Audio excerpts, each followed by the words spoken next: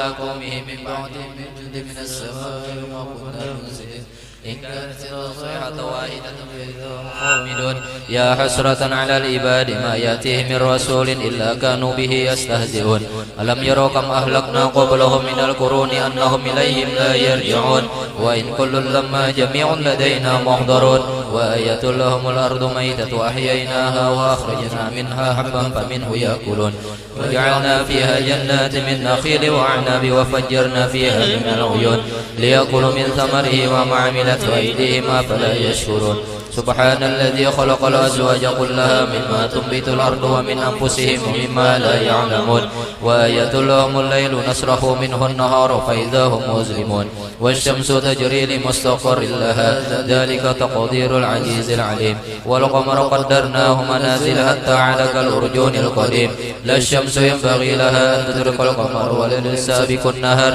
وكل في فلك يسبحون وآية لهم أنا حملنا ذريتهم في الفلك المشحون وخلقنا لهم من مثله ما يركبون وإن نشأ نغرقهم فلا صريخ لهم ولا هم ينقذون إلا رحمة منا ومتاعا إلى حين وإذا قيل لهم اتقوا ما بين أيديكم وما خلفكم لعلكم ترحمون وما تأتيهم من آية من آية ربهم إلا كانوا عنها معرضين وإذا قيل لهم أنفقوا مما رزقكم الله قال الذين كفروا للذين آمنوا أنطعم من لو يشاء الله أطعمه إن أنتم إلا في ضلال مبين ويقولون متى هذا الوعد إن كنتم صادقين ما ينظرون إلا صيحة واحدة تأخذهم وهم يخصمون فلا يستطيعون توصية ولا إلى أهلهم يرجعون ونفخ في السور فإذا هم من الأجداث إلى ربهم ينسلون قالوا يا ويلنا من بعثنا من مرقدنا هذا ما وعد الرحمن وصدق المرسلون إن كانت إلا صيحة واحدة فاليوم لا تظلم نفس شيئا ولا تجزون إلا ما كنتم تعملون إن أصحاب الجنة اليوم في شغل فاكهون هم وأزواجهم في ظلال على الأرائك متكئون لهم فيها فاكهة ولهم ما يدعون سلام قولا من رب رحيم وامتازوا اليوم أيها المجرمون ألم أعهد إليكم يا بني آدم ألا تعبدوا الشيطان إنه لكم عدو مبين وأن اعبدوني هذا صراط مستقيم ولقد أضل منكم جبلا كثيرا فلم تكونوا تعقلون هذه جهنم التي كنتم توعدون اصلوها اليوم بما كنتم تكفرون اليوم نختم على أفواههم وتكلمنا أيديهم وتشهد أرجلهم ولو نشاء لطمسنا على أعينهم فسبقوا الصراط فأنى يبصرون ولو نشاء لمسخناهم على مكانتهم فما استطاعوا مضيا ولا يرجعون ومن نعمر ننكس الخلق فلا يعقلون وما علمناه الشعر وما ينبغي له إن هو إلا ذكر وقرآن مبين لينذر من كان حيا ويحق القول على الكافرين أولم يروا أنا خلقنا لهم مما عملت أيدينا أنعاما فهم لها مالكون وذللنا لهم فمنها ركوبهم ومنها يأكلون ولهم فيها منافع ومشارب أفلا يشكرون واتخذوا من دون الله آية لعلهم ينصرون لا يستطيعون نصرهم وهم لهم جند محضرون فلا يحزنك قولهم إنا نعلم ما يسرون وما يعلنون أولم ير الإنسان أنا خلقناهم من نطفة فإذا هو خصيم مبين وضرب لنا مثلا ونسي خلقه قال من يحيي العظام وهي رميم قل يحييها الذي أنشاها أول مرة وهو بكل خلق عليم الذي جعل لكم من الشجر الأخضر نارا فإذا أنتم منه توقدون أوليس الذي خلق السماوات والأرض بقادر على أن يخلق مثلهم بلى وهو الخلاق العليم إنما أمره إذا أراد شيئا أن يقول له كن فيكون فسبحان الذي بيده ملكوت كل شيء وإليه ترجعون.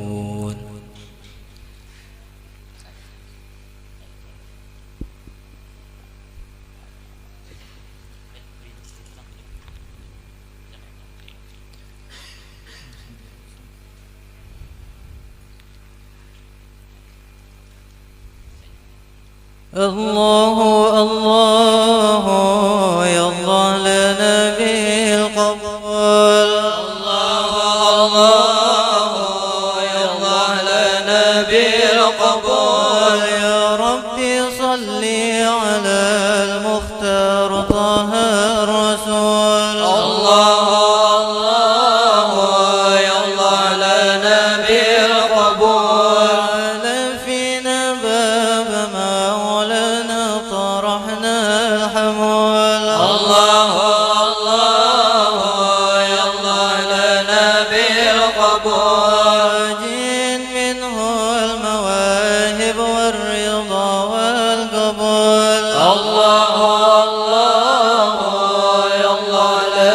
بالقبول يا فرد يا خير معطي هب لنا كل سؤال الله الله يا الله لنا بالقبول اختم لنا منك بالحسنى نهر القبول الله الله يا الله لنا بالقبول وهب لنا القرب منك واللقاء والوصول الله الله يا الله لنا بالقبول حسن شهدك في مرآة طه الرسول الله الله يا الله لنا بالقبول يا ربنا انظر إلينا واستمع ما نقول الله الله يا الله لنا بالقبول واقبل دعانا فإن تحت بابك نزول الله الله يا الله لنا بالقبول ضيفنا باب ولسنا عام يا الله نهار الله الله يا الله لنا بالقبول ظننا فيك وافر والامل في طول الله الله يا الله لنا بالقبول وفي نحور الاعادي بك الهي نصور الله الله يا الله لنا بالقبول في شهر رمضان قمنا بالحيا والتبول الله الله يا الله لنا بالقبول نبغى كرامة بها تزكو جميع العقول الله الله يا الله لنا بالقبول نسلك على الصدق في سبل الرجال الفحول الله الله يا الله لنا بالقبول سبل التقى والهداية لا سبيل الفضول الله الله يا الله لنا بالقبول يا الله طلبناك يا من لاسم ملكه يزول الله الله يا الله لنا بالقبول يا الله طلبناك يا من لاسم ملكه يزول الله الله يا الله لنا بالقبول يا الله طلبناك يا من لاسم ملكه يزول الله الله يا الله لنا بالقبول ثم الصلاة على المختار طه الرسول الله الله يا الله لنا بالقبول والآل والصاحب ما داعي رجع بالقبول الله الله يا الله لنا بالقبول يا ربي صل على المختار طه الرسول الله الله يا الله لنا بالقبول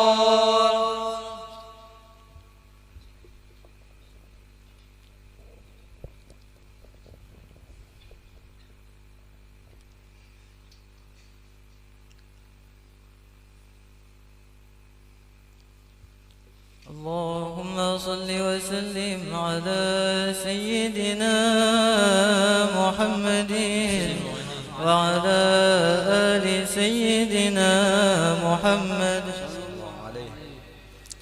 يا مهيمن يا سلام سلمنا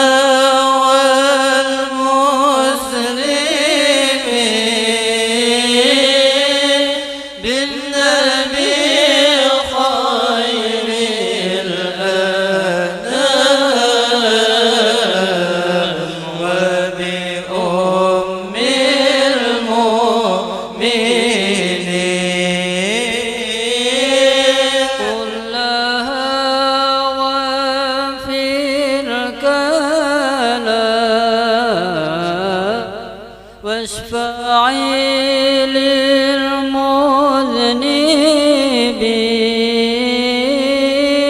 واحمي البيت الحرام من فساد المفسدين.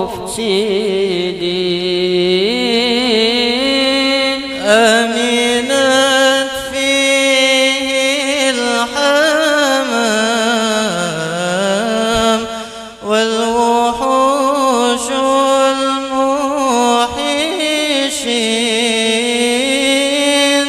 كيف حال أهل الرمام جيرة البيت الآمين.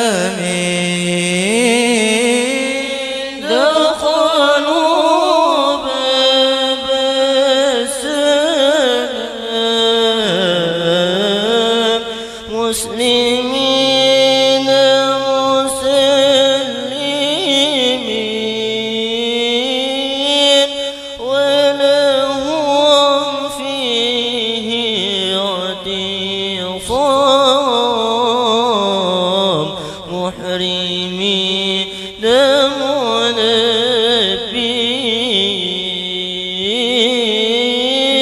عند زمزم والمقام للحجر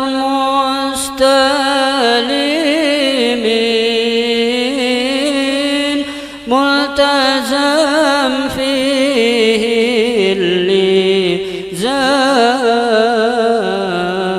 بمحمد مقتدين. ومشاعرنا العظام مشعر للمهتدين، كيف يغشاها الظلام والظلام والمفتنين. يا مهيمن يا مهيمن يا سلام سلمنا والمسلمين بالنبي خير الأنام وبأم المؤمنين مؤمنين. يا مهيمن يا مهيمن يا سلام سلمنا والمسلمين بالنبي خير الأنام وبأم المؤمنين مؤمنين. أين سلطان الأنام وله القدر المكين، كيف يغشاها الطغاة لم يكونوا معجزين. يا مهيمن يا مهيمن يا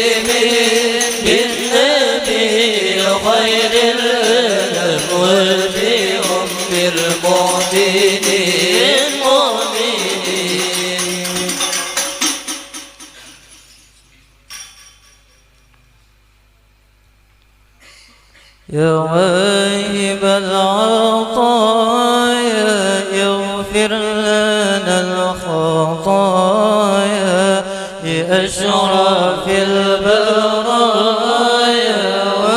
وأمنا الخديجة يا واهب العطايا اغفر لنا الخطايا بأشرف البرايا وأمنا خديجة أم للبتول بشرك باتصال بالمصطفى الرسول بشرك بالمعية واهب العطايا اغفر لنا الخطايا بأشرف البرايا وأمنا خديجة بشرك بالأمين فأنت في الأمان تعطى لك الأمان دنيا وأخروية واجب العطايا يغفر لنا الخطايا بأشرف البرايا وأمنا خديجة فزت بالسلام من ربنا الرحيم وجنة النعيم في غرفة البهية واهب العطايا يغفر لنا الخطايا بأشرف البرايا وأمنا خديجة وفتوها عظيمة من قصب كريمة يا ربي الكرامة بشرك بالعطية واهب العطايا يغفر لنا الخطايا بأشرف البرايا وأمنا خديجة يا أفضل النساء حقا بلا امتراء كم لك من ثناء وربنا رضيا واهب العطايا يغفر لنا الخطايا بأشرف البرايا وأمنا خديجة تملك الأيادي ما يحصي المداد بضمنا سوادي تسخو بها سخية يا واهب العطايا يغفر لنا الخطايا بأشرف البرايا وأمنا خديجة آمنت بالبشير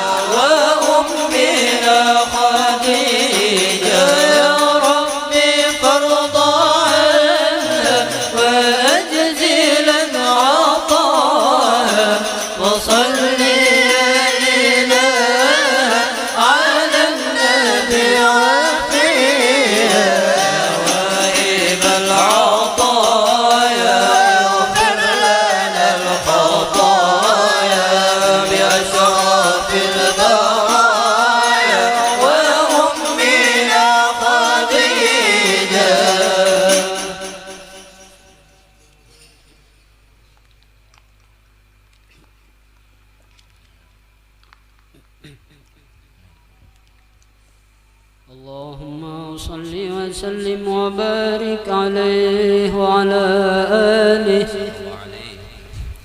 يا من له في البرايا من وبر وجود يا من له في البرايا من وبر وجود أنعم علينا بفضل ورحمة يا ودود أنعم علينا بفضل ورحمة يا ودود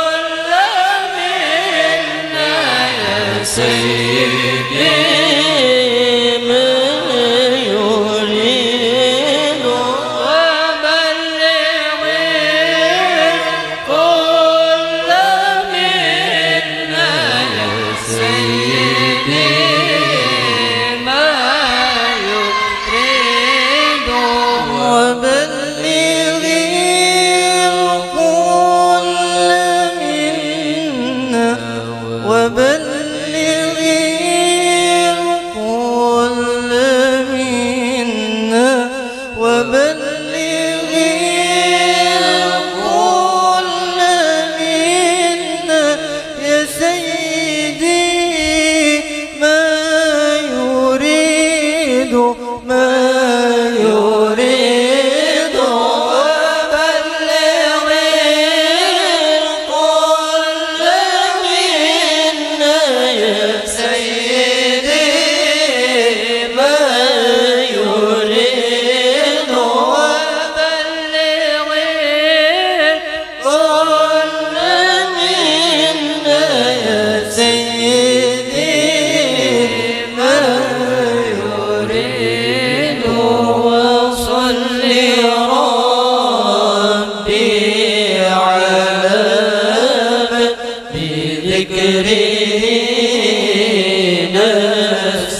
نستفيد محمد ما تلالا برق وحنا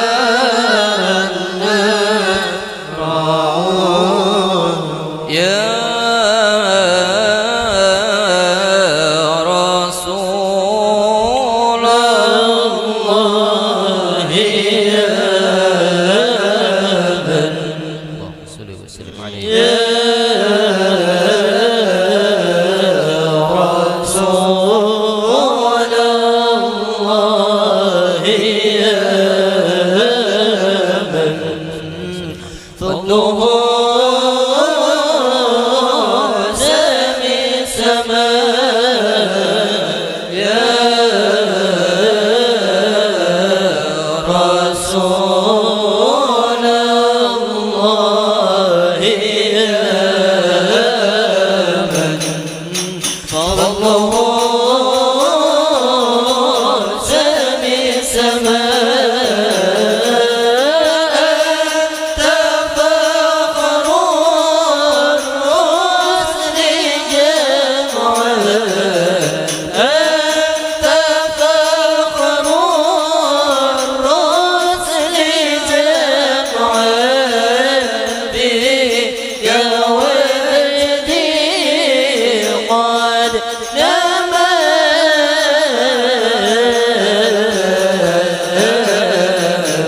بك وجدي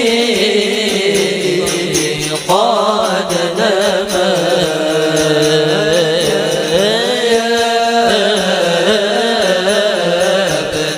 عبد الله الأمان يا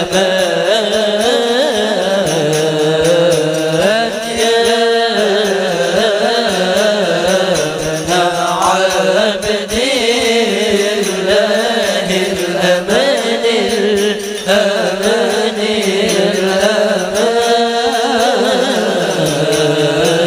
ابن عبد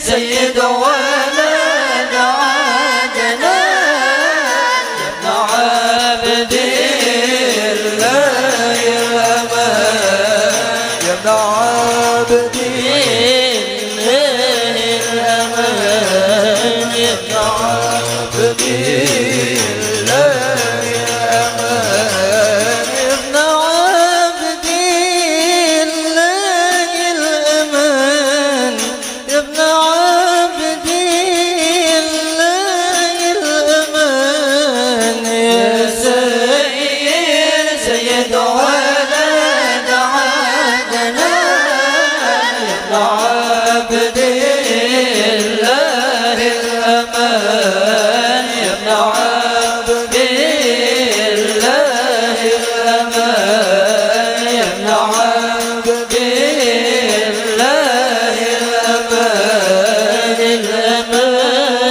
الأمان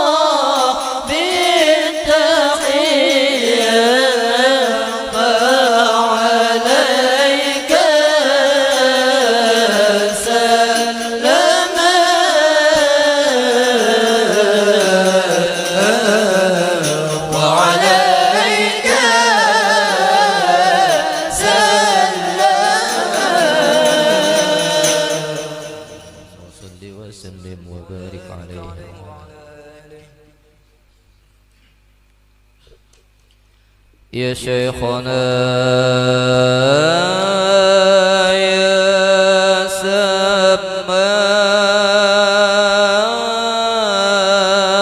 سمان يا قطب من في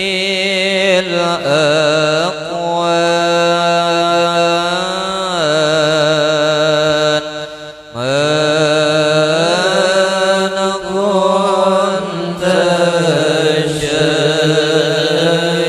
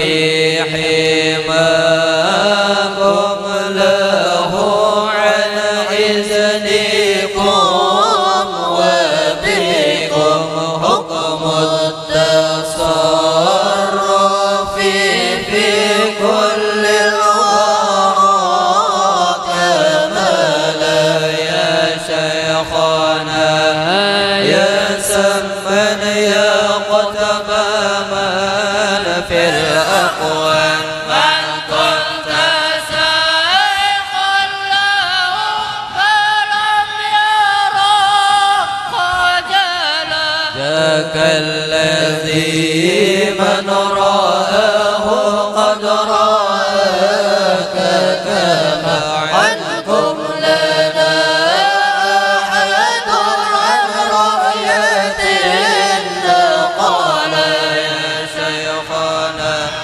يا سمن يا قطب من في الأقوال من كنت شيخا له فلم يرى خجلا قطب الوجود ما قطب الوجود ما قطب الوجود إمام العارفين ومن بكم إليكم كما قد سئتم وصال يا شيخنا يا سم يا شيخنا يا سمن يا شيخنا يا سمن يا قطب من في الأكوان من كنت شيخا له فلم يرى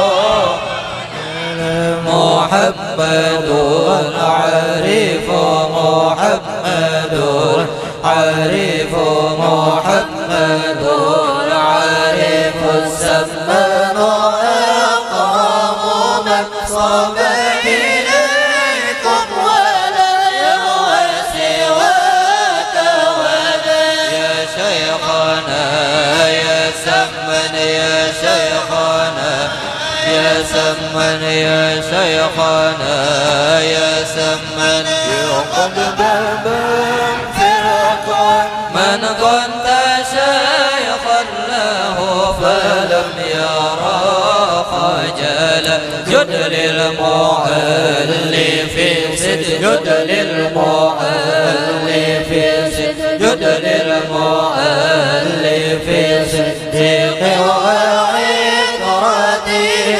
والحاضرين ومن أصغى لها وتلا يا شيخنا يا سمن يا شيخنا يا سمن يا شيخنا يا سمن يا قطب من في الأكوان من كنت شيخا له فلم يرى بكل أمنية بكل أمنية بكل أمنية تأتي عواقبها بكل خير وبر يحسن العمل يا شيخنا يا سمن يا شيخنا يا سمن يا شيخنا يا سمن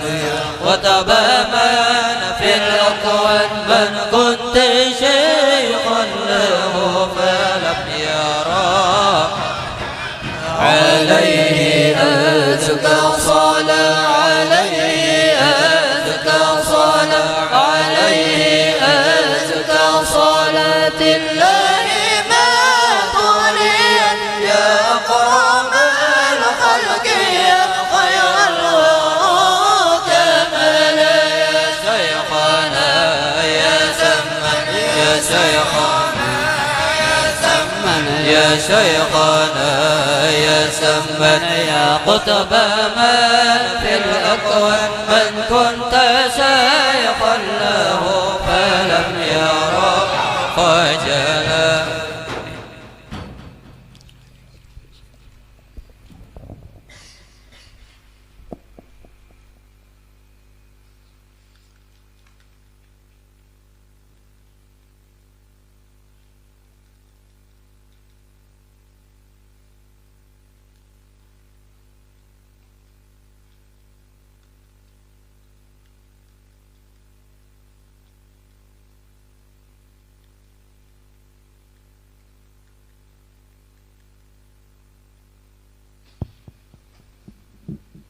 Astaghfirullahaladzim.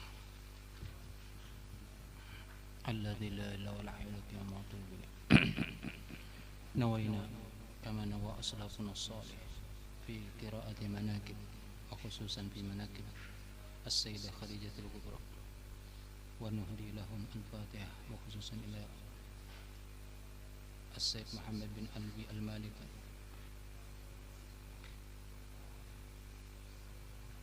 alladhi kataba hadha al-kitab wa jami'i masyayikhina wa masyayikhina أن الله يتغشاهم بالرحمة والمغفرة ويسكنهم بالجنة وأن الله يعيد علينا من أسرار أنواره وبركاته. على هذه النية وكلنة صالحة وإلى حضرة النبي الفاتحة. أعوذ بالله من الشيطان الرجيم. بسم الله الرحمن الرحيم. الحمد لله رب العالمين الرحمن الرحيم مالك يوم الدين إياك نعبد وإياك نستعين اهدنا الصراط المستقيم صراط الذين أنعمت عليهم غير المغضوب عليهم. بسم الله الرحمن الرحيم. الحمد لله الذي شرف هذا الوجود ببعثة أكرم نبي وأعز مولود سيدنا ومولانا محمد النبي المقدس المحمود ذي الشفاعة العظمى والحوض المورود أنصر الفضائل المشهود وكريم الأمهات والآباء والجدود نخبة العالم وسيد ولد آدم من انتقل في القرر الكريمة نوره وأضاء الكون ميلاده وبعثته وزهوره وطلعت شمس الهداية والعرفان بانفلاك سبحه على كل الأكوان والصلاة والسلام على سيد السادات كامل الشمائل والصفات ذي النور العميم والقدر العظيم والصراط المستقيم والدين القويم والحسب الصميم والمجد الفخيم وعلى آله وصحابته وأزواجه وذريته وتابعيه من أهل ملته وخديجة التي تشرفت بعشرته وصحبته وفازت بخدمته وشهدت يوم بعثته وقامت بتأييده في دعوته ومؤازرته ونصرته. أما بعد فهذه النفحات النبوية وفيوضات ربانية جرى بها القلم في مناكب أم المؤمنين وفضائل زوجة سيد المرسلين وشمائلها التي هي من أحسن الشمائل المكتسبة من أخلاق ذلك الإنسان الكامل سيد الأواخر والأوائل وجمعتها لكي تتعطر بها المجالس والنوادي في الحواضر والبوادي انتخبتها من عيون الأخبار ومجامع الآثار المودعة في السير والأسفار وضمنتها من ذلك كل ما هو مقبول وعند الأئمة الحفاظ الفهول من كل قول محمود ليس بموضوع ولا مردود وهذا أوان الشروع في المقصود بعون الملك المعبود فأقول. Sebelumnya ulun membacakan manaqib ini dalam bahasa Arab ya. Jadi yang disusun oleh As-Sayyid Muhammad bin Alwi al-Maliki.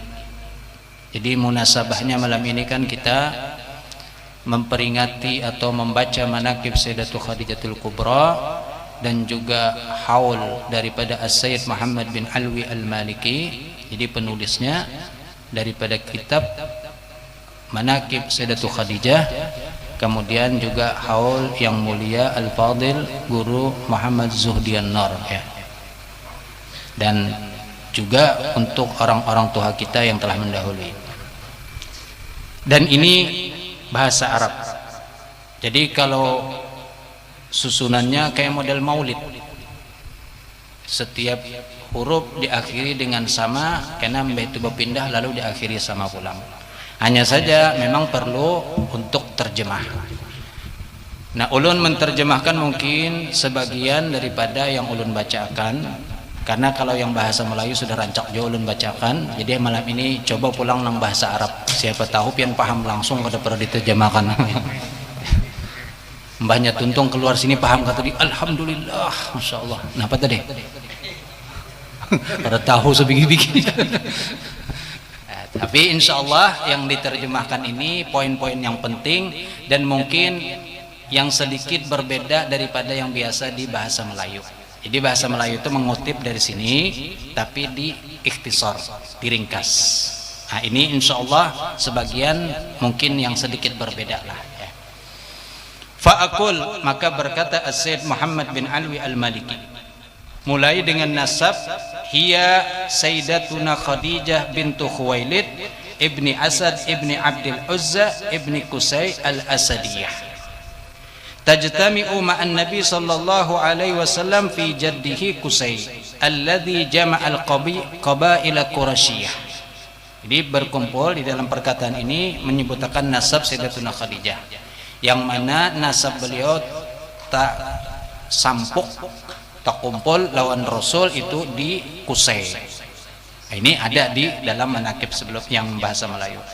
Jadi kalau ini kan Sayyidatuna Khadijah bintu Khuwailid ibni Asad ibni Abdul Uzza ibni Qusay. Kalau Nabi Muhammad bin Abdullah bin Abdul Muttalib bin Hashim bin Abdi Manaf bin Qusay. Jadi di Qusay itu terdapat satu nasabnya.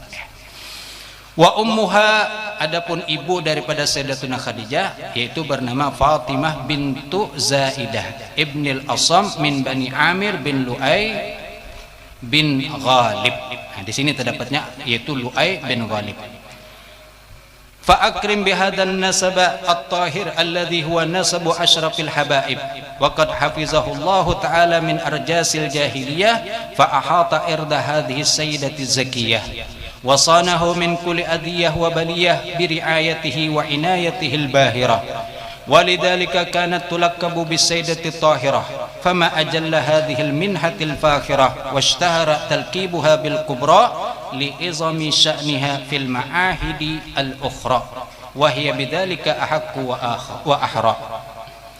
Dan di dalam perkataan ini Sayyid Muhammad menyebutkan mengenai nasab tadi itu adalah beliau, kata beliau Pak, nasab yang suci dan yang mulia. Dan di sini Allah menjaga nasab beliau supaya jangan sampai tercampur dengan nasab nang kada bagus. Dan digelari Sayyidatuna Khadijah dengan Sayyidatut Tahirah, yaitu seorang bangsawan yang suci. Dan memang dari sirahnya beliau itu suci kerana nang kayak perempuan nang lain. Nang mana di zaman jahiliyah itu bebinian banyak nang ya istilahnya murah lah dianggap. Bahkan ada istilah pelacuran di zaman jahiliyah itu sudah. Di sistem orang jahiliyah itu kalau hendak bisa anak bungas maka bininya disuruh datang kepada orang nang bungas. Padahal bini sorong tapi bisa anak misalnya kada bungas, lalu ada laki-laki bungas maka bininya disuruhnya datang ke sana supaya dapat anak dari orang itu. Karena lahir anak nang bungas, diakuinya sebagai anak. Itu salah satu. Nah, tapi ini Sayyidatuna Khadijah beliau terjaga dengan seberatan itu. Karena memang sudah dipersiapkan gasan istri Rasulullah sallallahu alaihi wasallam. Waqad wulidat radhiyallahu anha qabla wiladati sallallahu alaihi wasallam binahwi 15 sanatan. Lahir beliau 15 tahun sebelum daripada kelahiran Rasul.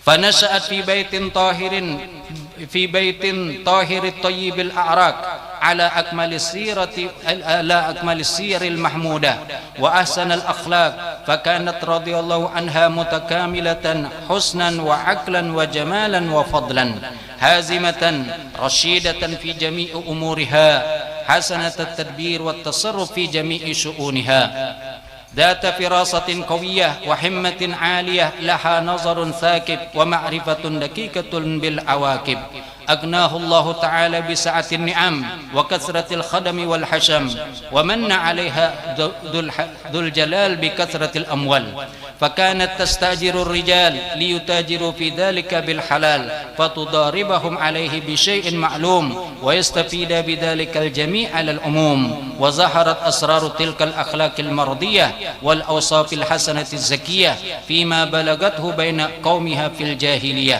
من مكانة علية ورتبة سنية وشهرة قوية فهي الدرة الثمينة الطاهرة الرزينة دوحة المجد الطيبة الفروع والشجرة الفرد اليانعة الأفراد والمجموع Kesimpulan daripada perkataan Sayyid Muhammad di sini yaitu memuji mengenai kelebihan daripada Sayyidatuna Khadijah, yaitu seorang yang sempurna dari segi kebagusan, akal, kecantikan dan juga kelebihan lengkap. Ini perempuan yang luar biasa, bungas, cantik, sugih, apalagi pintar dan lengkap sudah. Hasanatut tadbir, cerdas dalam mengatur segala-galanya.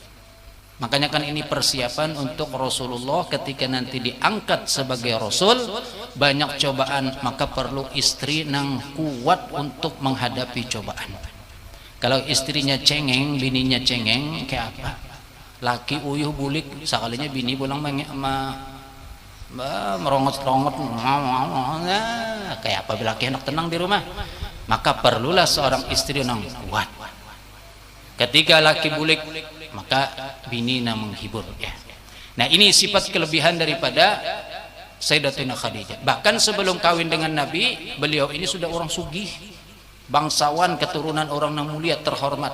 Kalau istilah wah ini itu apa? Berdarah biru. Tapi bukan berarti darahnya biru, maksudnya ya, keturunan orang-orang ningrat.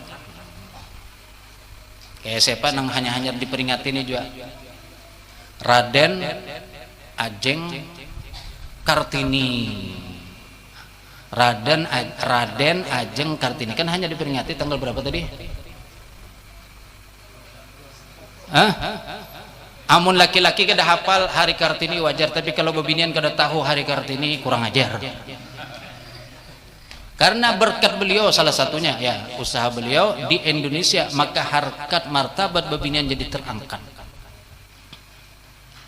Habis gelap terbitlah terang. Itu PLN ampun gawian. Kartini, siapa nama beliau? Ada kan yang tahu? Raden Ajeng Kartini. Nama beliau siapa?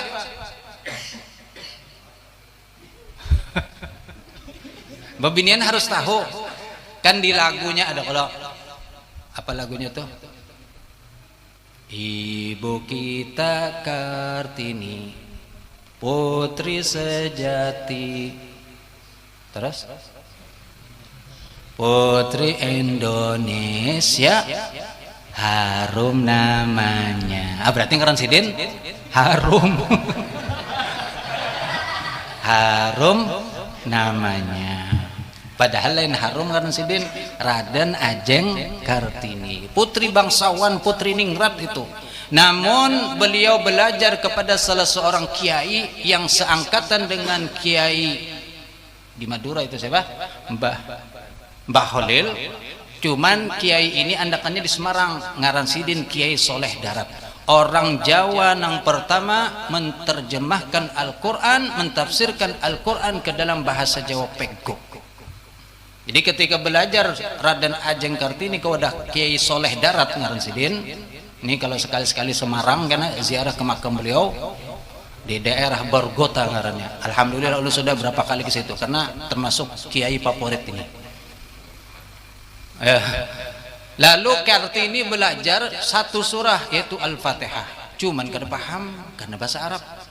Lalu ujar Kartini, coba Bang terjemahkan ke dalam bahasa Jawa. Nah, diterjemahkan sampai satu surah diterjemahkan, lalu dibaca, dipelajari. Lalu Kartini merasa nyaman. Imbah itu meminta pulang, coba Pang pian terjemahkan seberatan Quran. Ujar Kiai, kada gampang menerjemahkan Quran, apalagi mentafsirkan. Perlu ilmu nang lengkap, ilmu tafsir, ilmu usul, ilmu mantik, ilmu balaghah, nahwu dan sarf. Kada gampang hendak menerjemahkan Al-Quran, apalagi mentafsirkan Al-Quran. Tapi kata beliau, doakan saya bisa menerjemahkan. Alhamdulillah beliau bisa, tapi kada sampai tuntung.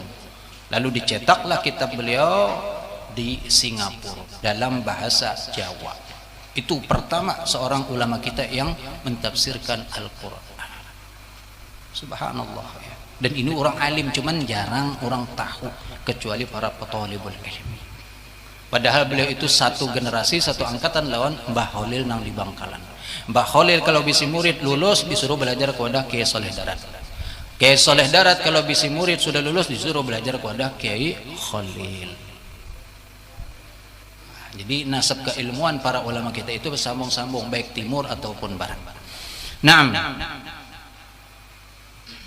Wa syajaratul fardil yani'atil afradi wal majmu' Allahumma anshur nafahati ridwan 'alaiha wa amiddana bil asrar allati أودعتها لديها اللهم صل وسلم على زوجها الأمين سيدنا محمد وعلى آله وصحبه أجمعين اللهم صل وسلم وبارك عليه وعلى آله. وقد أراد الله تعالى لهذه السيدة الطاهرة أن تجمع بين الشرف الدنيا وعزة الآخرة فوصلت إليها أخبار سيد المرسلين وأخذت تتعرف عليها بتدبر وتفكر بيقين فرأت أنه المجمع على فضله المبين وأنه المشهود له بأنه التقي النقي الأمين وأنه الصادق المصدق والكريم الذي لا يلحق ولا يسبق فعلمت أن معاملة مثل هذا الناجحة ومتاجراته إن شاء الله رابحة فما كان منها إلا أن بعثت إليه وعرضت مشروعها التجاري عليه وهو أن يتجر لها في مالها وتؤتيه أفضل ما تؤتيه لعمالها فقبل ذلك عليه الصلاة والسلام وخرج بتجارتها من البلد الحرام قاصدا بلاد الشام وهذه هي الرحلة الثانية ولم يثبت أنه صلى الله عليه وسلم سافر إلى الشام إلا في هاتين المرتين في عامين المختلفين كما ذكره بعض الحفاظ المرجو إليهم المعول على قولهم وأرسلت معه ميسرة الغلام وأوصته عليه وأمرته أن يكون قائما بخدمته حق القيام فألقى الله محبة النبي في قلبه حتى أخذت بعقله ولبه وخدمه فأخلص خدمته وصحبه فأحسن صحبته ورأى بعينه شيئا من أسراره وسمع بأذنه ما سمع من أخبار ومن ذلك ما حدثه به الراهب نسطور وهو حق ليس بخرافة ولا أسطورة إذ قال ذلك الراهب وقد رأى أشرف الحبائب نزل تحت شجرة هناك من هذا الذي يفوق بدر الأفلاك فقال ميسرة هذا رجل من الكرام من أهل البلد الحرام فقال له الراهب وهو واثق مما يقول ما نزل تحت هذه الشجرة إلا نبي أو رسول ثم قال لميسرة أفي عينيه حمرة لا تفارقه قال نعم قال هذا آخر نبي فهنيئا لمن يصدقه ثم في تلك الأثناء وقع بين سيد الأنبياء ورجل كان في تلك الأنحاء خلاف في ثمن بعض المشتريات فقال له الرجل اهلب بالعزى واللات كما يجري بينهم في مثل تلك الحالات فقال سيد السادات والله ما حلفت بهما وإني لأمر فأعرض عنهما فقال الرجل القول قولك والرأي عندك ثم قال لميسرة هذا والله نبي تشرفنا به في سوقنا وإنه لتجده أحبارنا منعوتا في كتبنا ومن ذلك أنه كان يرى في كل تلك المدة القصيرة سحابة تظلله دون الجميع في وقت الظهيرة وكيل فيما روي أنه كان يرى ملكين يظللان سيد الكونين. Inti daripada perkataan beliau ini yaitu ketika Sayyidatuna Khadijah melihat akan kelebihan daripada Sayyiduna Muhammad sallallahu alaihi wasallam maka beliau mengirim orang-orang untuk mengetahui lebih yakin lagi kayak apa pribadi orang ini lalu setelah dikirim dapat dan beritanya sangat menyenangkan orangnya luar biasa. Nah dari situ beliau membawai kerjasama yaitu berdagang untuk membawakan harta beliau didagangkan ke negeri Syam dengan imbalan yang lebih bagus daripada pegawai-pegawai yang lain. Lalu oleh Rasul diterimalah tawaran tadi itu berangkat membawa dagangan ke negeri Syam dan ini keberangkatan yang kedua. Yang pertama ketika beliau bersama paman beliau, yang kedua itu beliau berangkat berdagang. Jadi cuma 2 kali Nabi itu ke negeri Syam. Dalam perjalanan ini Maisarah mengutus seorang budak, Sayyidatuna Khadijah mengutus seorang budak atau pembantu beliau untuk membantu kepada Rasulullah SAW berkhidmat. Itu ngarannya Maisarah.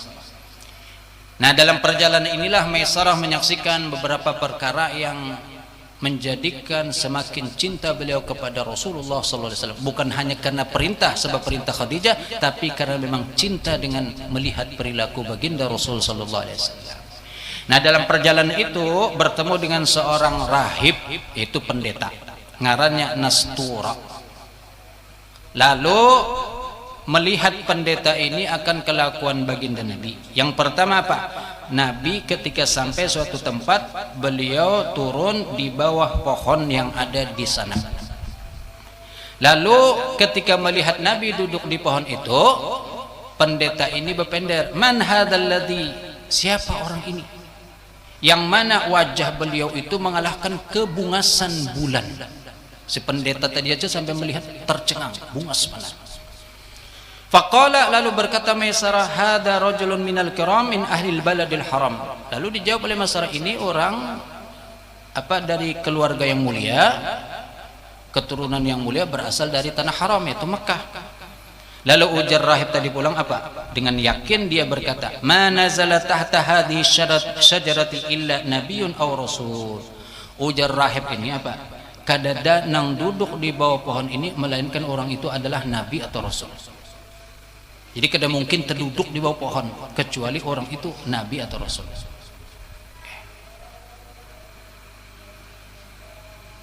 Maksudnya kan ada pohon, bahkan sampai hari ini pohon itu ada. Pohon tempat Nabi bernaung ketika kepanasan. Dan itu ada Habib Umar dan almarhum kakak beliau kalau tidak salah Habib Masyhur mendatangi ke tempat itu. Masih ada sampai hari ini pohon itu. Cuman model apa jurang tuh kandang, jadi kada kau masuk. Ada videonya Habib Umar dan beberapa rombongan bersama kakak beliau Habib Masyhur kalau tidak salah menyalangi pohon mendatangi. Lalu diceritakan sejarah bagaimana Nabi bernaung di bawah pohon itu. Ya, mudah-mudahan kita kawal juga. Ini daerah Syam, daerah Syria. Saat ini Syria lagi sedikit negaranya sedikit lagi krisis. Tsumma qala li Maisarah, afi ainaihi humratun la tufarikuhu. Apakah ada di mata beliau itu ada merah, abang, nang kada mau hilang? Kata apakah orang tu kada mau bersih-bersih? Qala na'am, lalu dijawab oleh Maisarah, bujur ada. Ada kayak model tanda, entah kayak apa ini wallah alam ya. Cuman ada tanda di mata beliau. Qala, lalu berkata pulang rahib tadi, hada akhiru nabi, inilah tanda-tanda seorang nabi akhir zaman. Jadi rahib ini sudah tahu karenanya membaca kitab. Di dalam kitab itu disebutkan sudah tanda-tanda nabi yang akan muncul di akhir zaman. Cuman kan sebagaimana disebutkan dalam maulid apa? Illa sifran wahidan kana yakhtimuhu fi sunduq. Ada selembar yang disimpan dalam kotak lalu kemudian kada dimunculkan. Jadi orang kada tahu padahal itulah tanda-tanda tentang nabi. Oleh pendeta nang nakal, pendeta nang jahat kada dipadahkannya lawan umat. Jadi disembunyikan. Kana mauliduhu bi Makkah wa hijratuhu bil Madinah wa sultanuhu bisyam. Itu di dalam Maulid Ad-Dibai diceritakan. Ya. Seorang yang siapa nama beliau sahabat itu, beliau berasal Yahudi tapi kemudian Muslim. Summa fi tilkal asna, lalu kemudian pada waktu itu waqa'a baina sayyidil anbiya wa rajulun kana fi tilkal anha. Terjadi perselisihan antara Rasul lawan seseorang waktu berjualan tadi itu. Beda, biasa kan orang berjualan lawan orang bertukar sedikit ada selisih. Lalu oleh laki-laki tadi itu ini mengenai harga, berselisih mengenai harga. Oleh laki-laki tadi apa? Ujar laki-laki, ikan bersumpah. Yang kebiasaan bersumpah berjualan. Ujar laki-laki tadi ikan bersumpah tapi dengan apa? Bil Uzza wal Lata, nama apa? Patung yang disembah oleh orang-orang di Makkah sana, orang-orang jahiliyah. Lata wal Uzza. Disuruhnya bersumpah kalau memang ikan bujur, bersumpah ikan pakai nama demi Lata dan Uzza. Lalu oleh Rasul dijawab, Pak. Faqala sayyidu sadat wallahi ma halabtu bihima, demi Allah aku akan bersumpah, kada akan bersumpah dengan dua nama itu. wa inni la amurru fa'urida anhuma faqala ar-rajul al-qawlu qawluka war-ra'yu indaka. Lalu imba itu sidin menolak, sehingga laki-laki yang tadi menyuruh bersumpah melihat kesungguhan Nabi kada mau bersumpah, lalu orang ini pun tahu, oh ini orang bukan orang biasa, ini orang nang istilahnya apa, bujur-bujur, ada kelebihan, lahu sya'nun azim, ia mempunyai sesuatu perihal yang luar biasa. Summa qala li Maisarah, lalu berkata laki-laki tadi kepada Maisarah, hada wallahi nabiyun tasyarraf nabihi fi sukina. Ujar orang tadi, demi Allah. Bahari kan mulai bahari bersumpah wallah itu sudah biasa. Ini ujar orang tadi adalah seorang nabi nang inya menjadikan pasar kita jadi mulia. Nabi masuk ke dalam pasar, maka pasar pun menjadi ikut terangkat menjadi mulia. Tapi sebelum beliau diangkat jadi rasul ya. Wa innahu latajiduhu ahbaruna man'utan fi kutubina wa innahu latajiduhu ahbaruna man'utan fi kutubina wa min dhalika annahu kana yara fi kulli tilkal muddatil qasirah sahabatan tuzalliluhu dunal jami' fi waqti zahirah. Nah, ujar laki-laki tadi, sifat orang ini sudah ada di kitab kami ya. Dan lagi di antara irhasat yang disaksikan itu yang disebutkan di dalam manakib bahasa Melayu, naung awan ketika beliau berjalan di siang hari. Jadi kemana beliau berjalan, awan menaungi Om Pati. Kalau kita kan kita memberak awan supaya dapat naung. Kita berak awan, awannya buka, awan udah. Tapi kalau Rasulullah ya, ini awan nama Om Pati. Kemana sidin berjalan, awan memberikan naungan supaya jangan kena panas matahari. Wazahirah itu waktu ada pas panas matahari. Kayak tadi siang kan panas lumayan. Jadi puasa kada ingat-ingat tamu lawak, tamu napa-napa dimakani seberataan diminum itu. Mulai tamu lawak, tamu nang kada lawak ya juga. Habis diminum berarti. Apa panas? Jadi masya Allah pas minum es sigar, tapi mbak tuntung tebante. Ya nang kada tarawih lagi akhirnya. Usahakan kalau buka puasa jangan tapi gancang-gancang ya, sederhana aja, makan secukupnya. Kurma itu sunnah, jangan sampai kada makan kurma kalau buka puasa ya, usahakan sunnah Nabi. Jangan mengaku cinta Nabi tapi buka puasanya pakai bingka kentang. Emban sunnah nang gampang aja makan kurma ya tak ada mau. Sunnah anu aja kada terbiasa ya, biasa kan supaya terbiasa.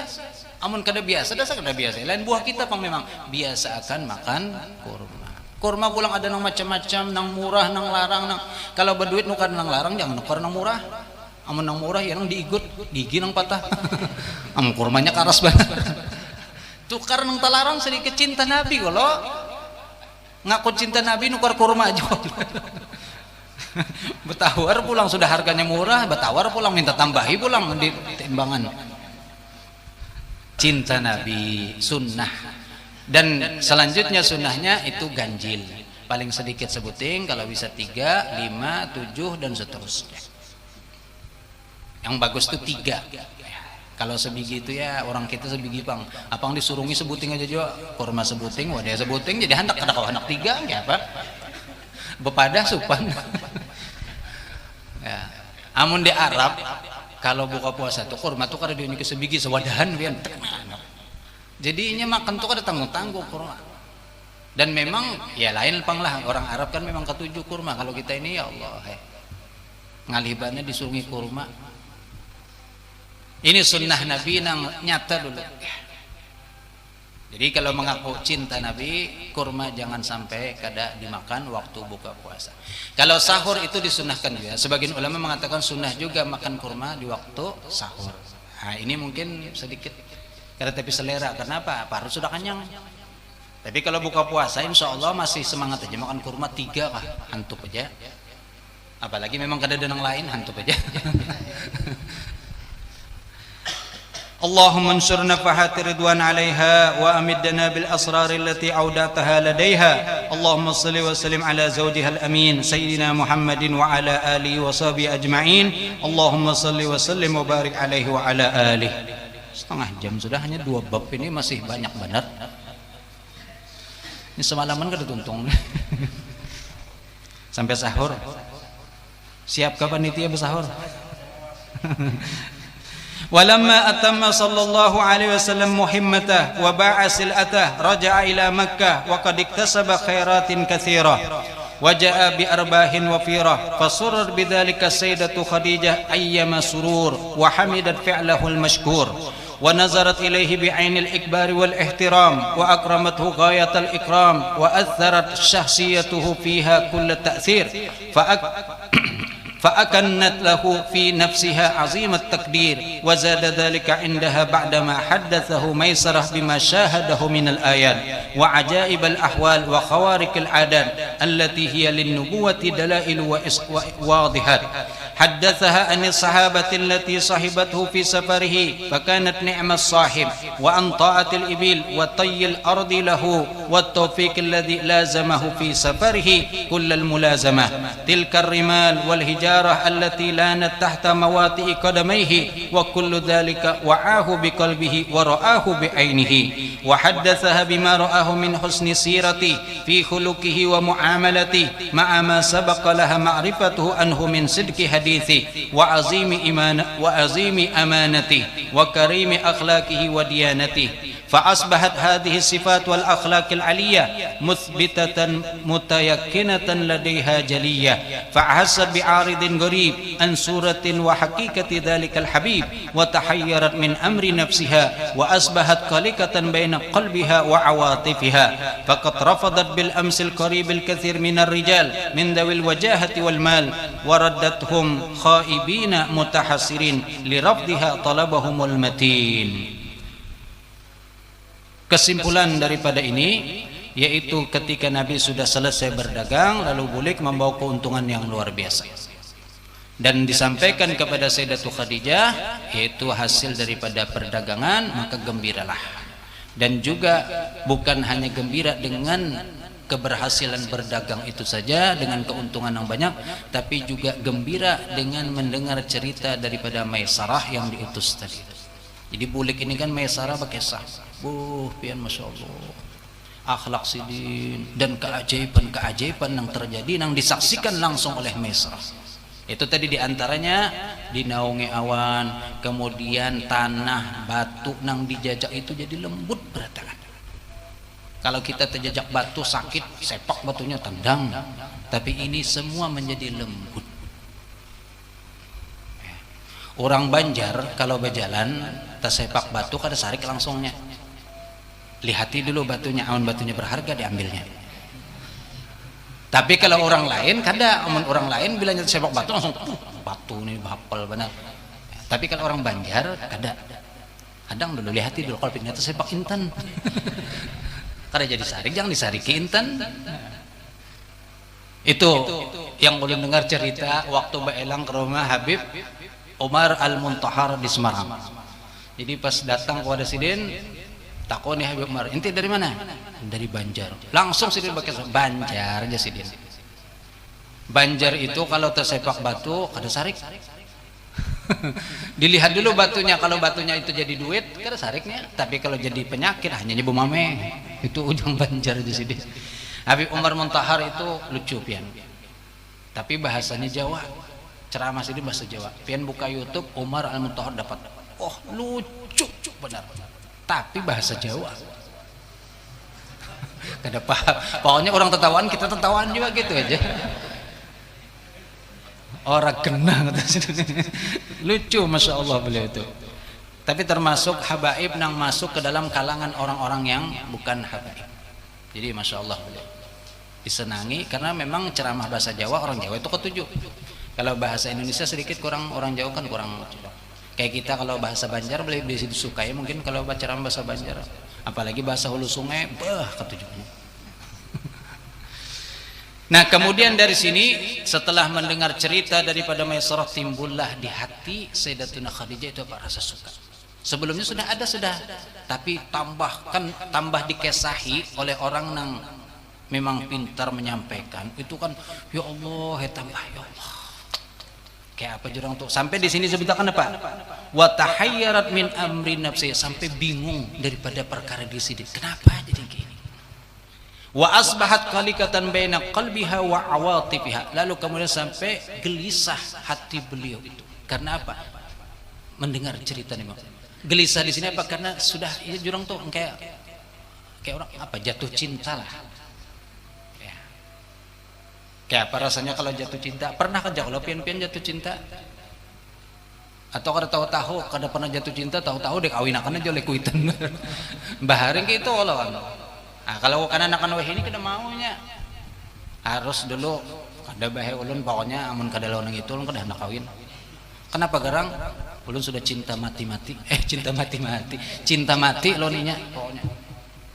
Pokoknya amun inya kawin lawan orang lain ulun khalwat tuh bang.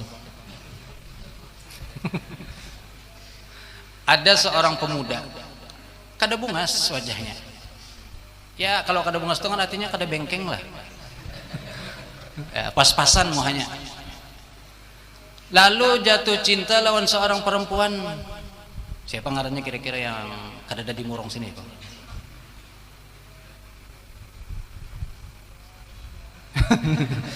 Mesti atau sambar kan ada orangnya ngalih. Siapa kira-kira ngarannya jatuh cinta lah orang ini lawan babinian tadi itu. Cuman inya kan sadar diri bahwasanya inya kada bungas, sedangkan nang dikehandakin ini orangnya bungas, putih pulang masya Allah. Pokoknya meneng apa? Apa jorong tuh? Mengkeneng. Sudah jatuh cinta, akhirnya datang kepada guru-guru kayak apa ulun jatuh cinta lawan siapa tadi ngarannya?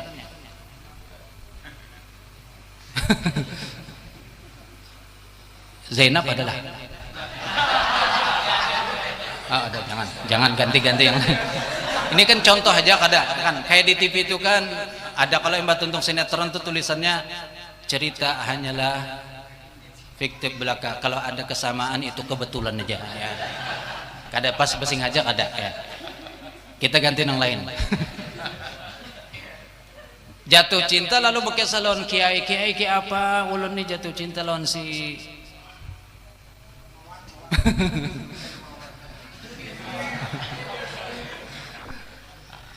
ujar nang kiai apa gerang apa tadi kesanya patuh kayak kamu sudah lo nyoba lumpang lagi. Kalau ikam belum patuh maka pertama dulu ikam harus mengenalkan diri lo ninya kayak apa inah yang jatuh cinta mun ikam tidak ada tahu lan inya kada tahu lan ikam. Yang kedua setelah engkau banyak melakukan PDKT perkenalan PDKT lalu maka yang kedua kamu berdoa minta kepada Allah bangun malam.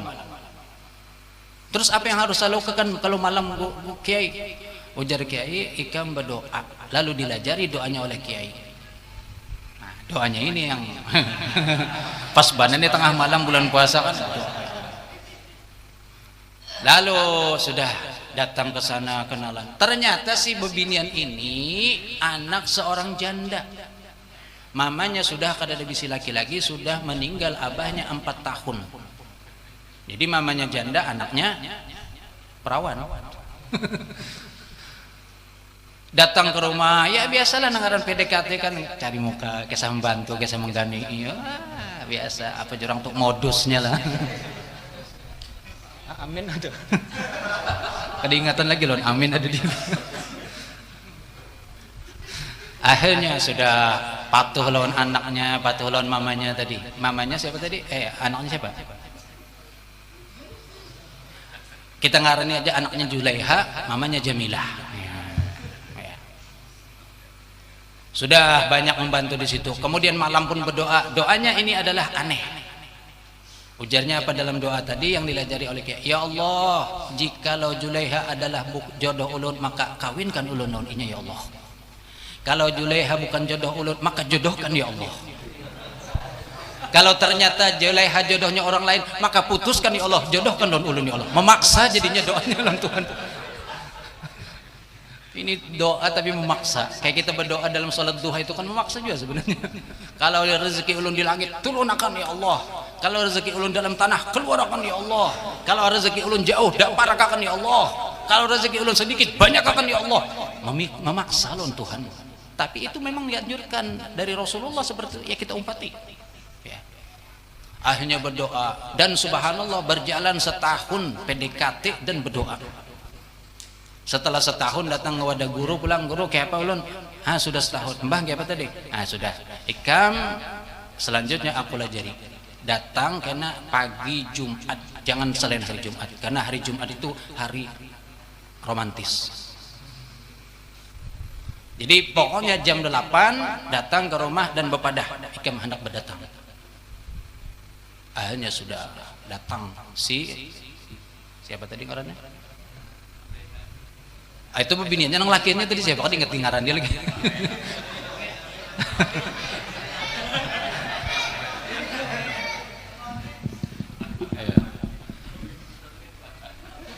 Pokoknya Anang aja kan sudah. Atau utuh kali ya, supaya ini kan merata sudah seberataan. Datanglah jam 8 sesuai dengan petunjuk guru, datang ke sana berdatang. Ketika datang, Zulaiha kadada nang ada mamanya Jamilah. Imannya datang situ, ujar nang mama, nang apa kabar? Alhamdulillah. Napa tadi hajat anak napa? Jar anak ulun hendak berdapat lawan Zulaiha. Kemana inya? Zulaiha lagi keluar berjalan lawan kawannya jogging inya. Pagi, kalau pagi jogging ya. Napa gerang tadi hajat?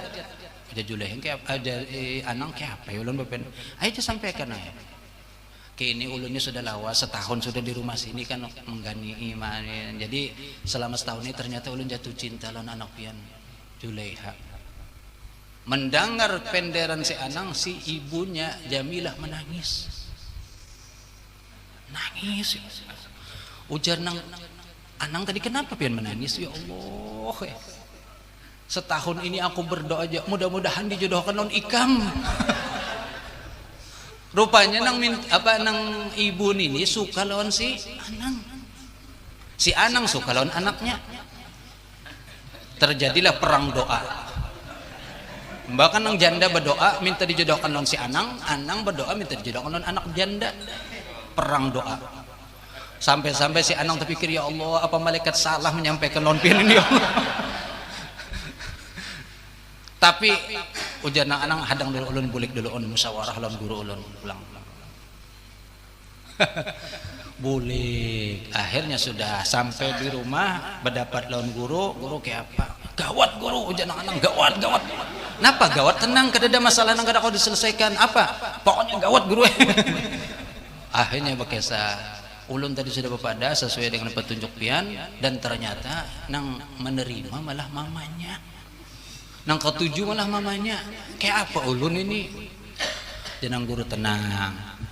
Kadada setiap masalah itu kadada masalah yang kadada solusi, pasti ada solusi. Kayak apa tadi? Ikam istikharah. Berapa? Cukup seminggu aja istikharah. Karena hasil istikharah maka itulah yang terbaik.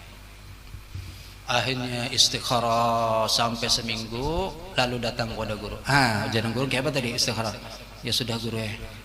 Sudahnya tapi bina lama. Napa tadi sudah? Ulun kada bapak sudah kawin dengan mamanya Zulaiha.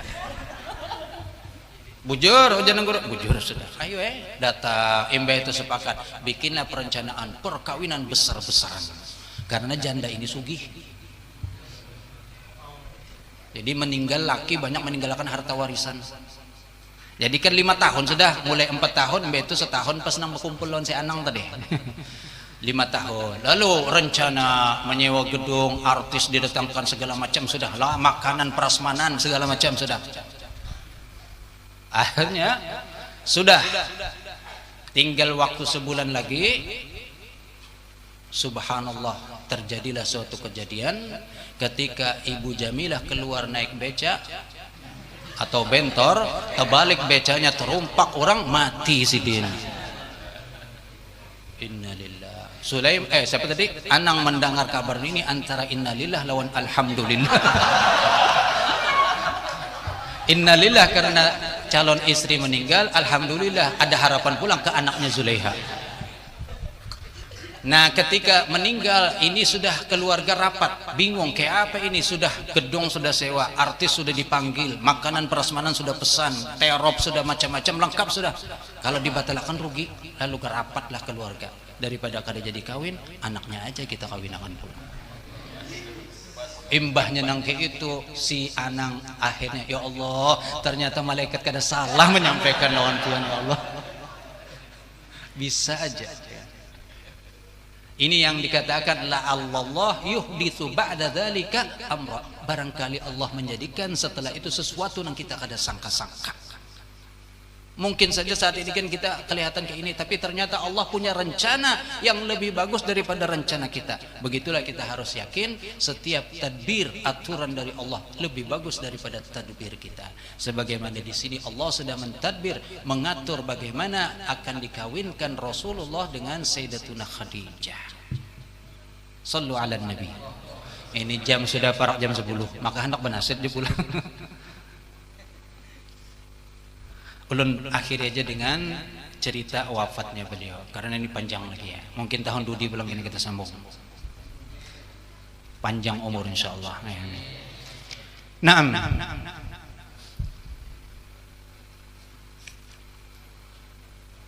ومن فضائلها عليها الرحمة والإكرام أن رب العزة أرسل لها مع جبريل عليه السلام فقال يا محمد هذه خديجة قد أتتك بإناء فيه إدام وطعام فإذا هي أتتك فاقرأ عليها من ربها ومني السلام.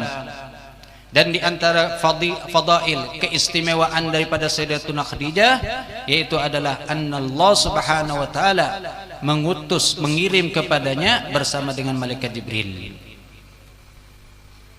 Malaikat Jibril berkata kepada Nabi Muhammad,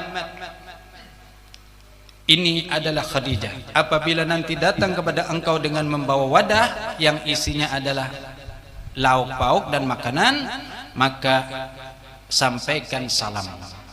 Fa idza hiya atatka faqra 'alaiha min rabbiha wa minni salam. Sampaikan salam dari Allah dan dari malaikat Jibril, dapat kirim salam. Luar biasa. Salam dari Allah dan malaikat Jibril. Kita boro-boro dapat salam malaikat Jibril ya. Paling terakhir kan dapat salam malaikat Israel langsung mati. Allahu akbar. Falamma ballaghaha qalat Allahus salam wa minhus salam wa ala Jibril salam. Kalimat assalam banyak sebagaimana kita setiap habis sembahyang, Allahumma antas salam wa minkas salam wa ilaika ya'udus salam fahina rabbana bis salam wa adkhilnal jannata darussalam. Sebelum masuk ke surga Darussalam, masuk sekolah Darussalam dulu. Wallahu yad'ukum ila darissalam. Allahumma antas salam wa minkas salam wa ilaika ya'udus salam fahina rabbana bis salam. Ini doa, ya Allah hidupkan, berikan kehidupan kami selalu dengan keadaan selamat. Wa adkhilna, hidup sudah selamat, wa adkhilna jannata darussalam, masukkan ke dalam surga yang nama surganya adalah Darussalam.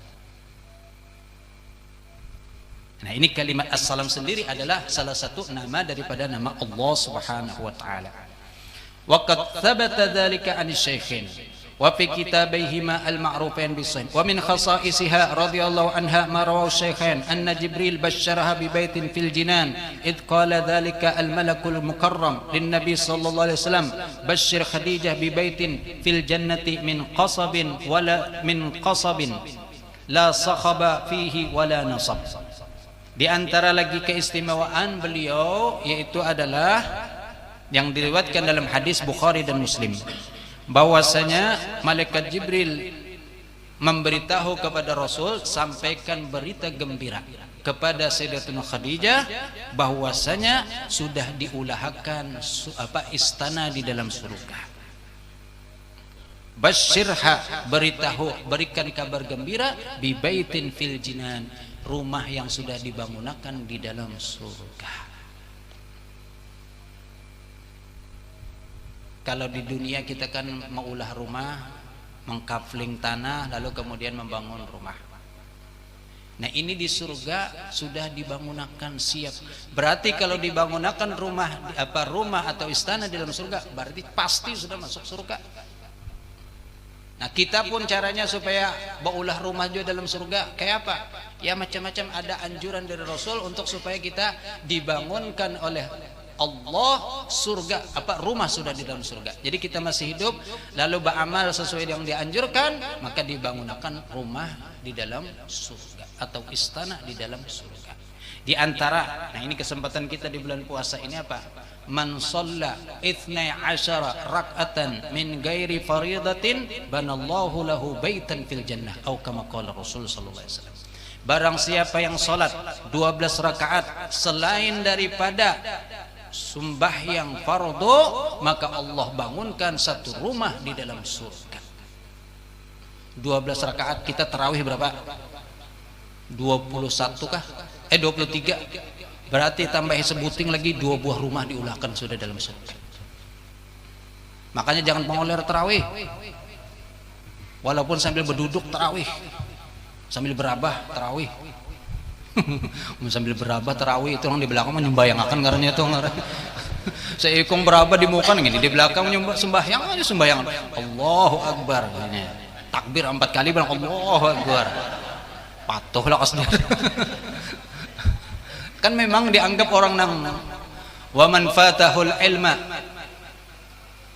waman ujar perkataan Imam Syafi'i, barang siapa yang terlewatkan menuntut ilmu semasa mudanya, fakabbir arba'an liwafatih, maka takbirlah 4 kali untuk kematiannya. Dianggap orang yang kada pernah menuntut ilmu itu apa? Mayat berjalan. Takbir 4 kali. Nah, itu Imam Syafi'i yang madahi.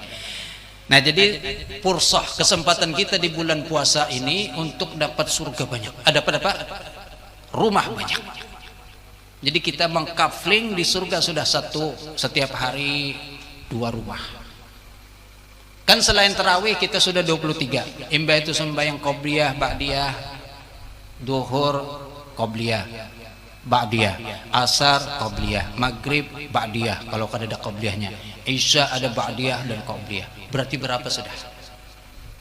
Hitung aja pian situ. Anak menambahi lagi pulang, tambahi tahajud, salat duha pulang. Duhanya 8 rakaat sehari, mbak itu perel lalu esoknya. Nya kerajinan banget, jangan juga kena ujung-ujungnya bosan. Amun bosan itu kita makanya ditangati jangan terlalu banyak beribadah karena timbul kena muyak. Padahal kita beribadah itu sedikit tapi kontinu. Dikit aja tapi rutin. Nah, karena imbahnya sudah rasa nyaman, hanya tambahi pulang. Jangan langsung semangat hari pertama bulan puasa. Langsung sejus membaca 2 juz 3 juz, esoknya salambar aja kada terbuka lagi sudah. Nah, ini setan kadang-kadang memang seperti itu jomboi tuh diulahnya semangat, tapi mbak itu kena bosan. Nah, kesempatan bulan puasa untuk dapat pesanan rumah di dalam surga itu aja dulu. Nang nyata dulu tarawih kita dapat sudah dulu. Ini hadis Rasul mengatakan jelas, barang siapa sembahyang 12 rakaat selain daripada salat fardu, banallahu lahu baitan fil jannah, dibangunkan oleh Allah satu rumah di dalam surga. Mau kalau rumah dalam surga? Kalau sudah pesan rumah, maka insya Allah cagar masuk ke dalam surga. Yakin aja sudah kalau sudah pesan. Kalau sudah berulah, kecuali karena naudzubillah ada melakukan apa kan yang menjadikan terjauh daripada rahmat Allah, naudzubillah. Ya, tapi yang nyata dulu, selama kita sudah melakukan itu, insya Allah jalan untuk ke surga sudah ada. Ya. Nah, ini Sayyidatuna Khadijah sudah diberi. Lalu kemudian sifat surganya itu min qasabin, daripada permata. La sakhab, tidak ada suara kuciakan dalam surga, kada lagi nang daur. Nyaman, tenang, kada ada lagi nang tengah malam kuciakan, main dum, kada ada lagi main catur kuciakan, kada ada. Alhamdulillah nyaman benar di surga. Ya, mudah-mudahan kita terkumpulan di surga ya, dengan berkat Sayyidatuna Khadijah yang kita peringati, dengan berkat Sayyid Muhammad Alwi Al-Maliki seorang waliullah, dan juga berkat Guru Zuhdian Nur seorang waliullah. Insyaallah kita terkumpulan berkat-berkat mereka itu ya. Kemudian terakhir wafatuha, walamma tammat lahal kamalatul bahirah wa tawattanat rutbatus samiyatul aliyatul fakhirah wa amtaddat anwaruha wa ayatuhal mutakathirah, tuwfiyat radhiyallahu anha fi yaumil 11 min Ramadan. Nah, di sini disebutkan beliau meninggal itu hari ke-11 dari bulan Ramadan. Hari ini kita ke-11 surah Malamnya 12, tapi harinya tadi kan 11 kita. Malam ini malam 12 sudah. Ya. Jadi pas saja insyaallah. Walaupun ya selisih waktu mungkin ada masalah. Yang jelas insyaallah momen kita hari ini pas bertepatan dengan wafat beliau. Ya. Wa qabla hijrati Sayyidi Walidi Adnan, sebelum berhijrah Nabi ke kota Madinah bi 3 sinin, 3 tahun. Makanya kan kematian wafatnya Sayyidatuna Khadijah ini disebut dengan Amul Huzun, karena setelah beliau wafat lalu paman Nabi pulang Abu Thalib, maka dinamakan Amul Huzun, tahun kesedihan. Alal asah min al aqawil wakila bi 40 wakila bi 7 ala makil walam yusalli alaiha alaihi salatu wassalam liannaha lam tushrah as-salatu alal mayyit fi dzalikal am. Dan kemudian kada dari sembahyangkan mati, sembahyang jenazah. Kenapa? Karena waktu itu belum ada syariat anjuran untuk menyembahyangkan orang mati, jadi kada disembahyangkan, dikubur biasa aja. Wa nazala Nabi sallallahu alaihi wasallam fi qabriha, lalu kemudian turun Nabi sendiri ke kuburan beliau. Wasawwa 'alaiha turab, dan kemudian meratakan tanah Nabi sendiri. Ini kelebihan lagi daripada Sayyidatuna Khadijah. Bini-bini si denang lain itu dikubur meninggal semuaan nang lain nang menguburakan, kebinian lain atau keluarga nang lain. Tapi ketika Sayyidatuna Khadijah, Nabi serongan nang turun untuk menguburakan ke dalam, memasukkan ke dalam kubur. Wa ahsana nuzlaha wa hiya fadilatun laha, dan ini adalah salah satu fadilah, keutamaan bagi beliau, duna gairiha, bukan untuk selainnya, min ummahatil mu'minin radhiyallahu taala anhunna ajmain ila yaumiddin. Wa kana laha min al-umri 65, umur beliau ketika meninggal yaitu Sayyidatuna Khadijah 65. Wa dufinat bi maqbaratil Ma'la al-ma'rufati bil Hajun, dan dikuburkan di pekuburan yaitu Ma'la, yang mana hari ini masih ada yang namanya pekuburan Ma'la di kota Mekah, di daerah atau di kampung ngarannya Hajun. Mudah-mudahan kau berziarah kita kawa baelang ke kubur Sayyidatuna Khadijah, walaupun mungkin dalam kondisi yang kada kawan kayak kita baelang di sini kawa dudukan baca yasin kada kawa. Kalau di ini di Saudi lain sudah, kalau kelawasan duduk bisa ditembaknya biar atau diusir nangnya terduduk kada boleh ya. Tapi paling tidak ketika kita kawa sampai daerah Hujun dari kuburan itu kita berkirim bacaan Fatihah atau memberi salam kepada beliau. وهذا وإن كان قد ثبت بطريق العهد إلا أنه اشتهر كل الاشتهار بين كافة العباد والله أعلم. اللهم انشر نفحات رضوان عليها وأمدنا بالأسرار التي أودعتها لديها. اللهم صل وسلم على زوجها الأمين سيدنا محمد وعلى آله وصحبه أجمعين. اللهم صل وسلم وبارك عليه وعلى آله. بسم الله الرحمن الرحيم. وحيث تشرفت الأسماء بذكر أخبارها وبيان فضائلها ونشر آثارها حسن منا أن نختم ذلك بالدعاء متوجهين إلى الله رب العالمين قاصدين مخلصين قائلين الحمد لله رب العالمين والصلاة والسلام على أشرف المرسلين سيدنا محمد وعلى آله وصحبه أجمعين. اللهم أنت أحق من ذكر وأحق من عبد وأرأف من ملك وأجود من سئل وأوسع من أعطى. أنت الملك لا شريك لك والفرد لا ند لك. كل شيء هالك إلا وجهك لا تطاع إلا بإذنك ولن تعصى إلا بعلمك. تطاع فتشكر وتعصى فتغفر. أقرب الشهيد وأدنى حفيظ. حلت دون النفوس وأخذت بالنواسي وكتبت الآثار ونسخت الآجال. القلوب لك مفدية والسر عندك علانية. الحلال ما أحللت والحرام ما حرمت والدين ما شرعت والأمر ما قضيت والخلق خلقك والعبد عبدك وأنت الله الغفور الرحيم.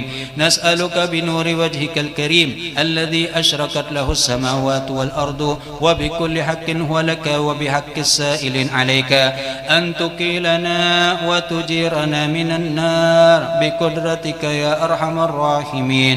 اللهم نحمدك على ما هديت ونشكرك على جزيل ما أسديت ونستعينك على رعاية ما أسبقت أسبغت من النعم ونستهديك الشكر على ما كفيت من النقم ونعوذ بك من أثرات اللسان وغفلات الجنان ومن قدرات الزمان ونسألك اللطف فيما قضيت وقدرت والمعونة على ما أمضيت ونستغفرك من قول يعقبه الندم أو فعل تزل به القدم فأنت الثقة لمن توكل عليك والعصمة لمن فوض أمره إليك وأفوض أمري إلى الله إن الله بصير بالعباد ربنا عليك توكلنا وإليك أنبنا وإليك المصير اللهم افتح مسامع قلوبنا لذكرك وارزقنا طاعتك وطاعة نبيك سيدنا محمد صلى الله عليه وسلم وعملا بكتابك واتباعا لسنة نبيك محمد صلى الله عليه وسلم اللهم اجعلنا نخشاك وكأننا نراك أبدا حتى نلقاك وأسعدنا بتقواك ولا تشكنا بمعصيتك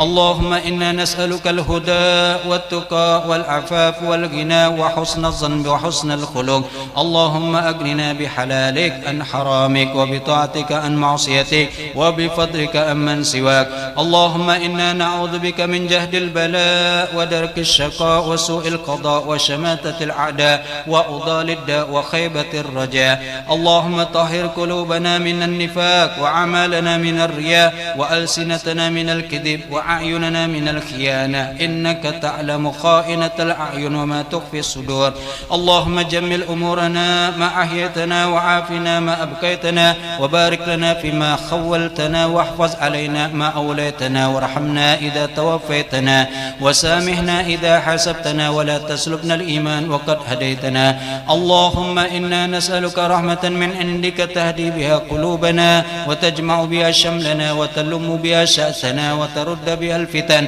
عنا وتصلح بها حالنا وتحفظ بها غائبنا وترفع بها شاهدنا وتبيض بها وجوهنا وتزكي بها أعمالنا وتلهمنا بها رشدنا وتعصمنا من كل سوء اللهم أعطنا إيمانا صادقا ويقينا ليس بعد كفر ورحمة ننال بها شرف كرامتك اللهم إنا نسألك الفوز عند القضاء ونزول الشهداء ومرافقة الأنبياء والنصر على الأعداء اللهم خذ بأيدينا في المضائق واكشف لنا وجوه الحقائق ووفقنا لما تحب وترضى وعصمنا من الزلل ولا تسلبنا ستر إحسانك وقنا مصارع السوء واكفنا كيد الخائنين وشماتة الأضداد والتب بنا في سائر تصرفنا واكفنا من جميع جهاتنا يا أرحم الراحمين اللهم ثبتنا على نهج الاستقامة وأعذنا من موجبة الندامة يوم القيامة وخفف عنا ثقل الأوزار وارزقنا عيشة الأبرار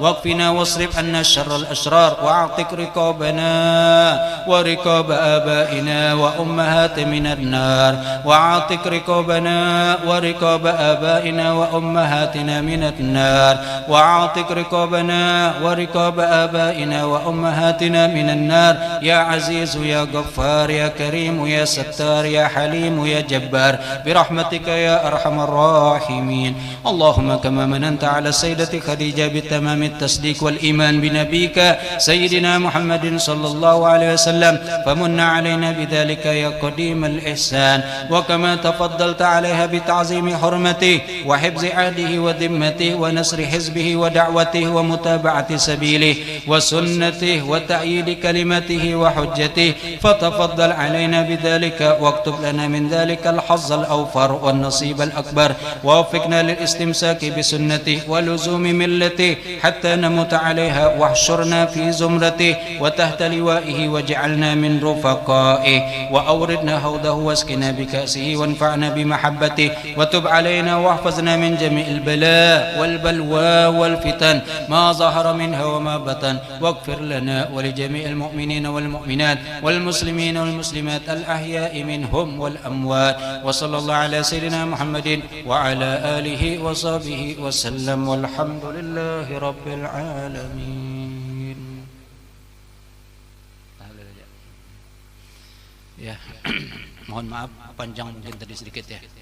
Terus doanya juga panjang. Namun kita berharap mudah-mudahan doa kita diistajab oleh Allah. أفضل الذكر فاعلم أنه لا إله إلا الله سيدنا محمد رسول الله صلى الله عليه وسلم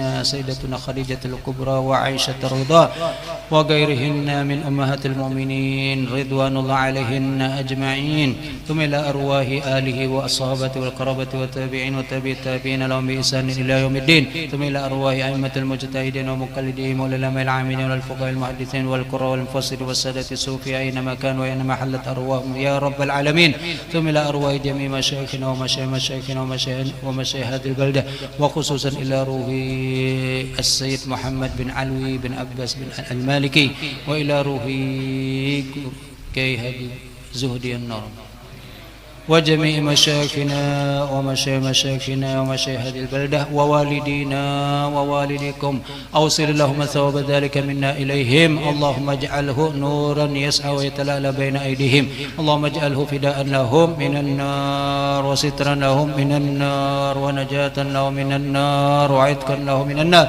اللهم اغفر لهم وارحمهم وعافهم واعف عنهم واجعل الجنة مثواهم ومأواهم برحمتك يا أرحم الراحمين اللهم أدخل في قبورهم الروح والريحان والفسحة والأمان والعفو والرضوان يا حنان يا منان يا من إذا سئل أعطى وإذا استغنى عن اللهم اجبر انكسارنا واقبل دعانا واختم بالصالحات أعمالنا وعلى الإيمان والإسلام جميعا توفنا وأنت راض عنا برحمتك يا أرحم الراحمين ربنا اغفر لنا ولإخواننا الذين سبقونا بالإيمان ولا تجعل في قلوبنا غلا للذين آمنوا ربنا إنك رؤوف رحيم ربنا آتنا في الدنيا حسنة وفي الآخرة حسنة وقنا عذاب النار وصلى الله على سيدنا محمد وعلى آله وصحبه وسلم والحمد لله رب العالمين تقبل الله منكم تقبل يا كريم